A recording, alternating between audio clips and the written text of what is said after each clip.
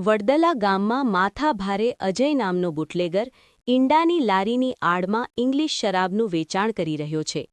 કેલનપુર બીડ જમાદારના ભરપૂર આશીર્વાદ હોય આ બુટલેગર પર, સાથે વડોદરા જિલ્લા એજન્સીના વહીવટદારનો પણ આ અજય બુટલેગર પર આશીર્વાદ હોય.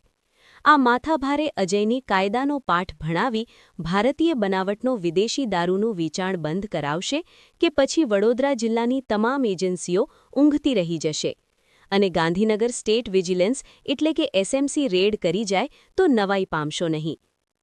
તરસાલી બ્રિજના નીચેથી માત્ર અડધો કિલોમીટર દૂર વડદલા ગામમાં અજય નામના બુટલેગરને ત્યાં સાંજ પડે એટલે દેવદમણ મજા માણવા માટે શરાબના શોખીનો મોજ કરવા પહોંચી જતા હોય છે.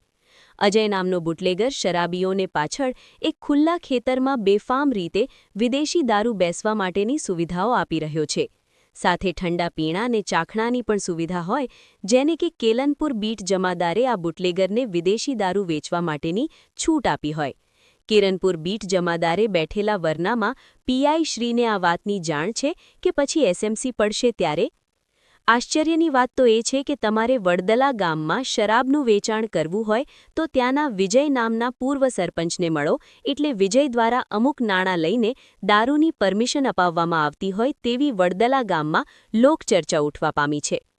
જ્યારે અમે સત્ય હકીકત જાણવાનો પ્રયાસ કર્યો ત્યારે ખરેખર આ વિજય પૂર્વ સરપંચ દેશી દારૂની ભઠ્ઠી પર કાચો માલ સપ્લાય કરી બુટલેગરને પ્રોત્સાહન પૂરું પાડે છે. સાથે આ કાચો ગોળને સાથે અન્ય વપરાશનું સામાન દેશી ભઠ્ઠીવાલાને વેચાણ કરે છે તેવી માહિતી મળી હતી ને ગામના આજુબાજુના ખેતરોમાં દેશી દારૂની ભઠ્ઠીઓ મોટા પાયે ધમધમતી હોય તેવી પણ ગામજનોમાં ચર્ચા ચાલે છે કે વડોદરા શહેરમાં દેશી દારૂ માત્ર વડદલા ગામમાંથી પહોંચાડવામાં આવે છે.